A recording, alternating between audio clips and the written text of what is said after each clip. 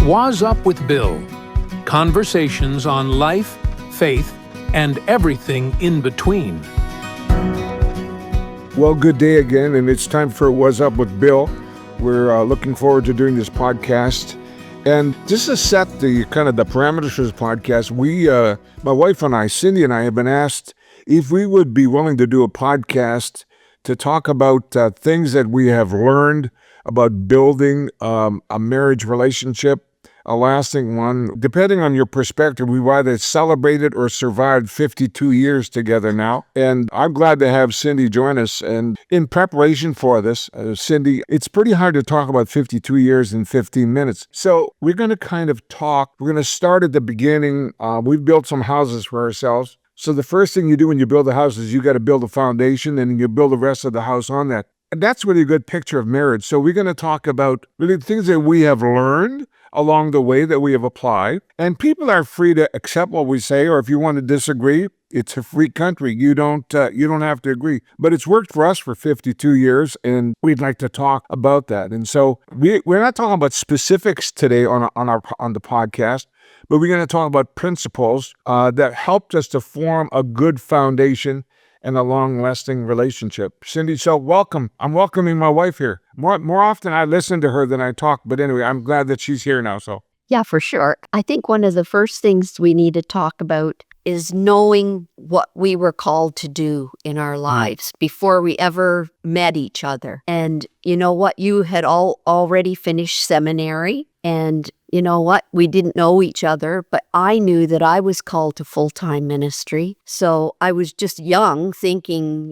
someday I'll marry somebody that's in the ministry or whatever. And you were looking for a wife. Yeah, no, I think that's an important part. It's our story. I know, Cindy, now that we look back, Cindy, you grew up in the Oshawa area, you'd gone to Queen's University on a scholarship, and you're doing your first year. But now when we talk about it, you knew that that's not what you wanted to do. And so sometimes, Cindy, you've kidded with me because I said, sometimes we joke and I say, Cindy, well, why did you marry me? And we're people of faith. And they say, well, I married you because the Lord told me to marry you, which isn't necessarily exciting. But anyway, I'm glad you did. I'm glad you listened to the Lord. But we've actually talked about that in a very kind of a measured way. And you're right. I'd finished seminary. I was already involved in ministry. I had committed to full-time ministry. So I knew what my life stream and calling was, and so did you. And we actually talked about this a lot of times, Cindy, didn't we? And you told me, this is not disrespectful. I have utmost respect for you, and I love you, but I would have not married you, and that's not derogatory, if you didn't feel a call of God to ministry, and vice versa, right? Yeah, it's true. Your mother always used to say to us, the trick isn't to get married, it's to stay married. And you know what? We've seen so many marriage relationships, break apart because they married at seminary, but they didn't share the same values or anything. I know we've often talked about this after the fact and we laugh about it, but I know from your side and from my side, I think we knew it. I actually had a list of 10 things. I know. But somebody told me it's not a bad exercise to sit down and listen. The list was about character qualities, because we have found out that while good looks and beauty is a great thing, with the passing of time, that all shifts for all of us. So, that better be something after the hair recedes and the hair turns gray or whatever. And so it's character qualities and that we were looking for in our spouse. And we've often talked about this. The other thing, the principle that's important, let's talk about shared values, like from our families. Yeah, for sure. We probably didn't observe this until probably 5 years into our marriage. But you know what? Our families loved the Lord, and they were very active in their churches. Yours in Regina, mine in Oshawa. Yeah. And your dad sat on the board, my dad sat on the board. And it was a good relationship with our fathers. And it just didn't happen by accident. Like the values that they provided for us, I think they show in our lives today. Yeah, exactly. And the other thing I would say that we are always grateful for, our parents have now, yours and mine have gone home to be with the Lord. But I know I'm a little old-fashioned, so I went and I talked to your father to ask permission. Yeah. To marry you. And I always laugh. We have a chuckle because I tell people I married a teenage bride. Well, it was only 3 months and then you turned 20. So But I remember when I talked to your father, he said, Bill, we're not surprised at all. And of course, your dad gave us his blessing. And throughout our marriage, your parents and my parents have been a wonderful support without being intrusive. Yeah. But we always knew that they were in our corners. Now, is that absolutely necessary? No, you probably can do it without. All we're saying is in our case, it was a wonderful blessing and an asset. So when we talk about character qualities, Cindy, we were talking about in preparation for the podcast,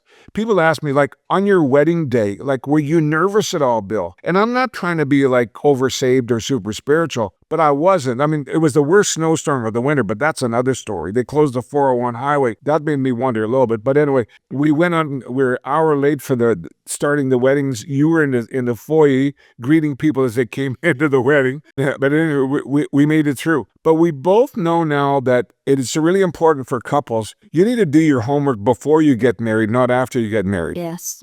People say, oh, she'll change after we get married. You know what? There's no guarantee that she will. Or my husband he's going to change. Well, you know what? A leopard has its spots and it's going to be a leopard forever. And you know what? He may not change. What do you do then? Yeah. Well, of course. And then we served in pastoral ministry and we are still serving on staff at Faith City Church. I was kid people. I said, there's nothing I can do to get fired. I mean, it's quite remarkable. But we love being part of Faith City Church. We do. We love Pastor Paul and the team. And it's really an honor to be part of it. But, you know, in preparing people when I pastored on my own, I say to a couple, you need to keep your eyes open. Sometimes we have a tendency to look the other way. So if your spouse, if your wife, if your husband-to-be, if they have a certain personality trait, for example, if they're given to anger and not being able to control it, people think when they get married and signed a contract, that's a right to change them. Keep your eyes open because whatever people are now, they're going to be the same thing later, only more so. I tell people that. So they say, well, you know, my husband has anger issues. Well, was he angry before you were? Well, yes. Well, was that a clue? Well, yes, but I thought when we got married, he would change. And all I'm saying is, don't kid yourself. And that's why you married me, because you thought I was so wonderful, and I proved to be honest. So, well, you know what? In all the years that we've been married, I've never considered like divorcing you. But murder, that's a real possibility. I'm like Billy Graham's wife. That's what she said. I don't know if I'm going to sleep well tonight, but anyway, keep one eye open. But you know what? It's so important that you talk about things before and like really ask the hard questions because you know what? Like that after they get married. In talking about the podcast, you raised the point about couples need to consider carefully, partners, is what they're willing to invest to make their marriage relationship what they want it to be. Because I grew up on a farm in Saskatchewan, your dad, you grew up in farm country, then you moved to the city, because you always reap what you sow. And Cindy, let's talk about our decision to respect each other. Why don't you talk about what we decided we would do earlier in our marriage? It was probably within the first 2 weeks of marriage. We just made a pact between ourselves that we would never criticize each other in public. In the bedroom, you're going to get it, you know, but... And I did. A lot of bedroom talks. But you know what? There was no criticism in public because you were the pastor. And I don't think this is like pastoral thing. I think it's respect for each other. And I just can't see you dressing me down in public. Like it just didn't happen in our whole marriage. So yeah. And I think that's a good trait to develop, which has nothing to do with not having a place to talk honestly and to be able to disagree with each other. Right. But Cindy, you were just a pastor's wife and a mother. You were a businesswoman in your own right. You were a partner owner of your company. You worked in real estate for 35 and a half years. I had great respect for you. And you know, if you give respect, it's what you get back. Yeah, it's true. If you sow disrespect, I'm still uncomfortable when I'm around couples who will publicly like disagree with and disrespect each other. Yeah. I don't know that there's a deeper disappointment than when a spouse disrespects her husband. You said people, well, I have to be true to myself. Well, I found in most cases, Cindy, those people who want to be true to themselves are happy to be true to themselves when they're the one dishing out the disrespect. They're not nearly as happy than the receiving end of it. That's true. The other thing is in relationship is talk to us for a bit, Cindy, about what we worked at developing confidence and trust. Well, when we first got married, we talked about that. And, you know, you told me stuff about past girlfriends and people that you dated, and I did the same with you because I didn't want to be married to you for 10 years and then Joe Handsome comes along and he reveals some secret that's in the closet. I just didn't want that. And I know you didn't either. So you know what? That was very hard to talk about stuff that was in the closet all those years and put it on the table and to be honest with you. And we cried a lot of tears over that. And you know what? And you forgave me and I forgave you. And you know what? And that was it. We were clean to go. And Cindy, I think I've practiced that when I pastored. And there would be pastors who would disagree with me on that principle of having a couple, because I never asked them to talk about their history with me present, because I always said to them, I'm not marrying you, he is. So this is something confidential between you. What you need to do is you both need to understand and know what your history is so that nobody can come to you at any point in time and say, oh, I know about your wife. I know about your husband. Right. Because it's an open book. There are no surprises. And I'll tell you why I've said that, Cindy, is that in pastoring, I've had people who have been married for 25 years whose marriage has fallen into trouble because they discovered that their wife had been involved in the relationship before they married them, had been involved probably in conduct maybe she shouldn't have, or the husband, and it's caused a loss of trust and confidence. They said to me, well, if he did this and never told me, how many other things did he tell me? And what I know the enemy is really, he's a liar and he's an accuser. So the issue is, so you share it, and it is scary, Cindy, because will she forgive me and love me, or will she say, you know what? Yeah, see you around. I'm out of here. Yeah. But you know what I would say? And we both agree with this. You're better off to know that before you got married. Yes. Than after. Absolutely. So as you said, our lives were an open book, and we forgave each other, loved each other, and we go forward. The other thing we did is we decided to shut the back door. Yes. One of the things that I deal with, Cindy, in marriage is prep. The first one is beginning intending to finish. Okay? Because your expectation is really, really a significant factor in building a lasting relationship. So let's talk about it for a bit before we wrap up, because we can't go on forever. So about beginning intending to finish. So what does that mean? Well, if either the husband or the wife thinks, if this doesn't work out, we'll just get divorced and move on to the next one. Well, you know what? It doesn't work that way. If you intend to finish the race together, how much more blessed is it than just having like 5 or 6 relationships along the way? It's just, and that's probably a Christian thing to think about. But you know what?